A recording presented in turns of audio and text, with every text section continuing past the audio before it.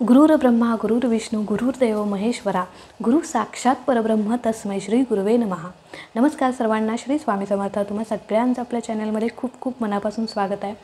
तर आजचा दिवस तुम्हाला खूप छान आनंदाचा जाऊ दे ही स्वामींची चरणी प्रार्थना करते आणि आजच्या व्हिडिओला सुरुवात करूया। आजच्या व्हिडिओमध्ये आपण गुरुपौर्णिमेच्या दिवशी स्वामींच्या मूर्तीवरती अभिषेक कसा करावा, अभिषेक कशाने करावा आणि अभिषेक करत असताना कोणते स्तोत्र मंत्र बोलावेत, अभिषेकाचं जे तीर्थ आहे त्याचं काय करावं याबद्दलची अगदी सगळी डिटेल माहिती आपण आजच्या व्हिडिओमध्ये बघणार आहोत। जशा प्रकारे केंद्रामध्ये मठामध्ये स्वामींच्या मूर्तीवरती अभिषेक केला जातो त्याचप्रमाणे आपण घरच्या घरी स्वामींच्या मूर्तीवरती अभिषेक कसा करावा याबद्दलची आपण बघायचं आहे। तर बघा, रोज आपल्याला केंद्रामध्ये जायला मिळत नाही किंवा मठामध्ये जायला मिळत नाही, तर गुरुपौर्णिमेच्या दिवशी आपण आपल्या सगळ्यांच्या घरामध्ये स्वामींची मूर्ती असतेच। आता जर मूर्ती नसेल तर फोटो असेल तर काय करायचं?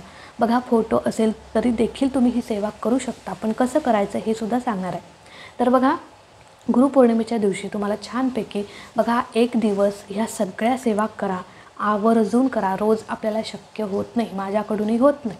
मी गुरुवारच्या दिवशी महाराजांच्या मूर्तीवरती अभिषेक करते, पण गुरुपौर्णिमेच्या दिवशी गुरुपौर्णिमा पण आहे आणि गुरुवार पण आहे, त्याच्यामुळे ह्या सेवा करणं आहे आपल्याला। अर्थात महाराजांची कृपा आपल्याला हवी आहे, तर आपणही महाराजांना काहीतरी देणं हे खूप महत्त्वाचं आहे। आणि गुरुपौर्णिमा हा असा दिवस आहे की शिष्याने या दिवशी आपल्या गुरूंसाठी काही ना काही करण्याचा हा दिवस आहे। शिष्याने गुरूंसाठी काहीतरी करण्याचा, काहीतरी देण्याचा हा दिवस आहे। मी सोनं चांदी हिरे मोती असं देण्याचा म्हणत नाही। सेवा, भक्ती, विश्वास ह्या सगळ्या गोष्टी आपण गुरूंना दिल्या पाहिजेत आणि त्याच्यासाठीचा हा अनमोल दिवस आहे। गुरु शिष्याच्या नात्याचा, अगदी ते नातं घट्ट करण्याचा खूप सुंदर दिवस आहे आणि या दिवसाची आपण आतुरतेने वाट बघत असतो। जशी आपण प्रकट दिनाची महाराजांच्या वाट बघतो, तशीच गुरुपौर्णिमेची देखील आपण वाट बघत असतो। तर म्हणून म्हणते, गुरुपौर्णिमेच्या दिवशी वेळात वेळ काढायचा आणि ह्या सगळ्या सेवा करायच्याच आहेत। तुम्हाला भले कितीही काम असो, तुमचं नोकरी, जॉब, मुलं बाळं, प्रपंच, संसार काही, त्यातनं वेळ काढा आणि ह्या सगळ्या सेवा करा। तर आता सेवा करायच्या म्हणजे तासभर बसायचं असं आहे का? नाही। बघा, अगदी ह्या सगळ्या सेवांना हार्डली अर्धा तास लागतो आणि आपण तसंही मोबाईलमध्ये बघतो। मोबाईल बघत आपला तास दीड तास कधी जातो आपल्याला कळत नाही। त्यापेक्षा या सेवा एकदा तरी म्हणजे गुरुपौर्णिमेच्या दिवशी तरी नक्की करा।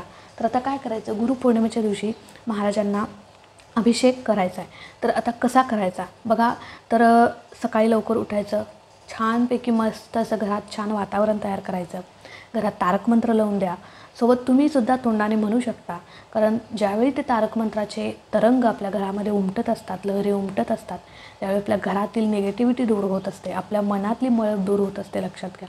म्हणून ज्यावेळी आपण पूजा करत असतो, सेवा करत असतो, म्हणजे देवपूजा करत असतो, त्यावेळी घरात नेहमी एक सकारात्मक काहीतरी भजन म्हणा, गीत म्हणा हे चालू ठेवावं।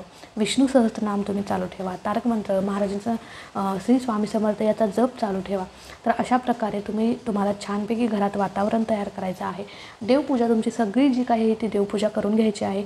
त्यानंतर आता आपल्याला महाराजांचा अभिषेक करायचा आहे। तुम्हाला काय करायचं माहिती आहे का? बाकीचे जे काही देव आहेत ना, त्यांची आधी तुम्ही पूजा वगैरे करून घ्या आणि शेवटी तुम्ही निवांतपणे आपल्या महाराजांच्यावरती अभिषेक करू शकता।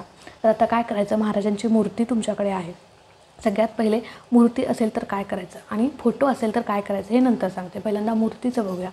तर सगळ्यात पहिले तुम्हाला तामनामध्ये मूर्ती घ्यायची आहे, स्वामींची मूर्ती घ्यायची। त्याच्यानंतर तुमच्याकडे आता ह्या सगळ्याच गोष्टी केल्या पाहिजेत का? तर बघा, जेवढ्या जमतील तेवढ्या तुम्ही करण्याचा प्रयत्न करा, कारण खरं सांगू का, एखाद दिवस वेळात वेळ काढून आपण या गोष्टी नक्की करून अगदी तळमळीने, तर नक्कीच महाराज आपल्यावर खरंच प्रसन्न होतात आणि आपल्याला पण एक ओढ लागते, माझ्या गुरूंसाठी मी आज हे करणारच असं। तर बघा, तुमच्याकडे जर उटणं असेल तर रोज आपण महाराजांना अभिषेक नाही घालत ना, तर महाराजांची मूर्ती उटण्याने स्वच्छ धुवा। नसेल तर काही हरकत नाही, फक्त अभिषेकाला डायरेक्ट चालू केलं तरी चालेल। उटणं असेल तर पहिल्यांदा महाराजांची मूर्ती स्वच्छ उटण्याने करा, त्यानंतर पाण्याने स्वच्छ करा आणि त्यानंतर एक तामण तुम्हाला घ्यायचं आहे। तर तामण घेतलं तरी चालेल, प्लेट किंवा एखादी डिश घेतली तरी चालेल। तर महाराजांची मूर्ती त्यामध्ये ठेवायची। त्याच्यानंतर अक्षता व्हायच्या आहेत तुम्हाला।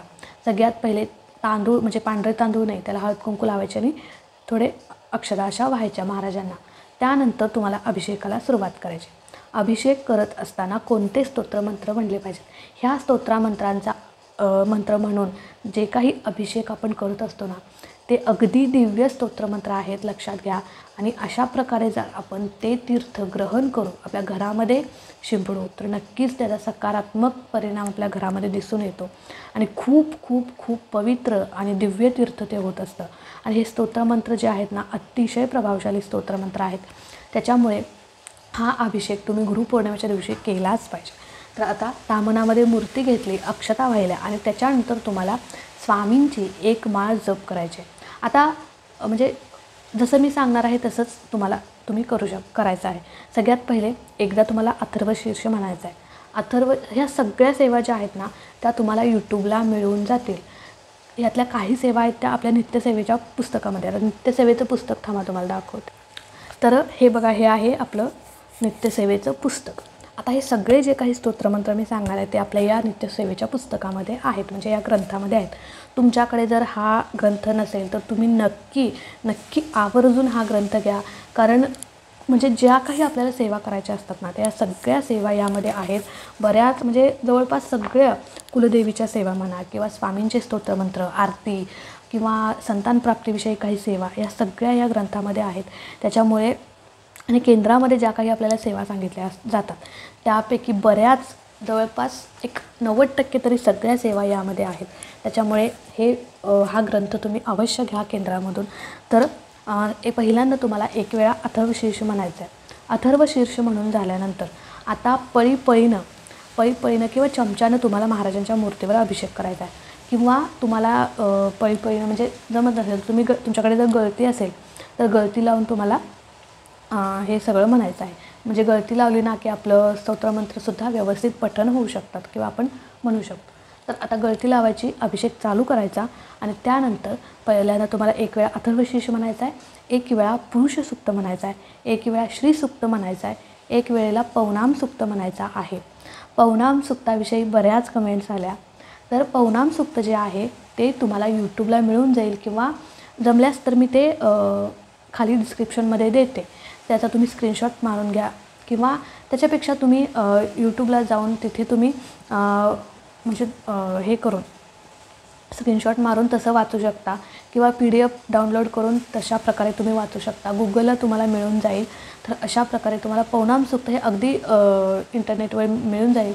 त्यामुळे कारण या पुस्तकात पवनाम सूक्त नाही आहे, त्याच्यामुळे फक्त ज्या काही सेवा आहेत त्या अथर्वशीर्ष या पुस्तकात आहे. पुरुष सूक्त आहे, श्री सूक्त आहे, स्वामींचा मंत्र आपल्याला येतोच. त्याच्यामुळे पवनाम सूक्त जे आहे ते अतिशय प्रभावशाली स्तोत्र आहे. त्याच्यामुळे पवनाम सूक्ताचा अभिषेक आपल्या महाराजांच्या मूर्तीवर करणं आहे. त्याच्यामुळे एक वेळा अथर्वशीर्ष, एक वेळा पुरुष सूक्त, एक वेळा श्री सूक्त, एक वेळा पवनाम सूक्त आणि एक माळ श्री स्वामी समर्थ मंत्र, ह्या 5 सेवा तुम्हाला करणं आहे. आणि ह्या 5 सेवा करून तुम्हाला महाराजांच्या मूर्तीवर अभिषेक करायचा आहे. आता या 5हीही सेवा मंत्र म्हणत असताना तुम्हाला तो अभिषेक जो आहे तो चालूच ठेवायचा आहे. कंटिन्यू चालूच ठेवायचा आहे. तुम्ही हाताने जर घालत असाल पळीपळीने पाणी तर कुठेही थांबायचं नाही.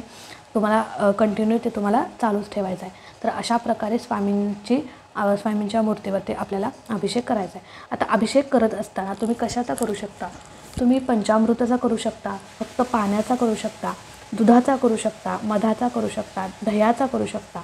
अशा प्रकारे तुम्ही कशाचाही अभिषेक करू शकता. पण लक्षात घ्या, पंचामृतामध्ये केळी अजिबात समावेश करायचा नाही. मी बऱ्याच ठिकाणी बघितले केळीचा समावेश केला जातो, चुकीचं आहे.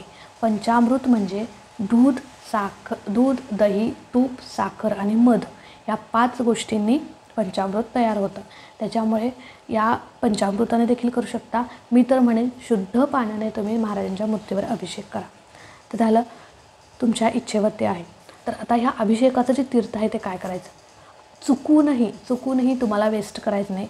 तुमच्या घरामध्ये जेवढे पण लोक आहेत 5-10 त्या सगळ्या लोकांना ते तीर्थ म्हणून द्यायचं आहे. भले 1 तांब्या साठू दे, अर्धा ग्लास साठू दे, 1 ग्लास साठू दे, जेवढं तीर्थ साठलेलं आहे, आता ते साधंसुद्धा पाणी नसतं, ते तीर्थ झालेलं आहे. आणि महाराजांची शक्ती, महाराजांची ताकद, त्या दिव्य स्तोत्रमंत्रांची ताकद त्यामध्ये उतरलेली आहे आणि अभिमंत्रित ते पाणी झालेलं आहे. त्याच्यामुळे त्याची शक्ती जी आहे ती खूप वाढलेली आहे. त्याच्यामुळे ते पाणी जे आहे हट्टी, तापट, व्यसनाधीन व्यक्ती, मुलं हट्टीपणा करत असतील त्यांना द्या.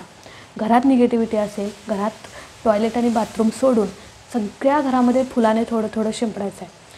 प्रत्येक घरातल्या प्रत्येक कोपऱ्यात, चारही कोपऱ्यात तुम्हाला ते शिंपडायचं आहे आणि असं करून तुम्हाला ते पाणी पूर्ण म्हणजे संपवायचं आहे. ते तीर्थ तर चुकूनही वेस्ट करायचं नाही. तर अशा प्रकारे महाराजांच्या मूर्तीवरती तुम्हाला अभिषेक करायचा आहे. अभिषेक करून झाल्यानंतर जिथेच महाराजांचं स्थान आहे, आता इथे मी महाराजांचं छोटासा पाट आहे माझ्याकडं, त्याच्यानंतर महाराजांसाठी जो लोड असतो तो आहे.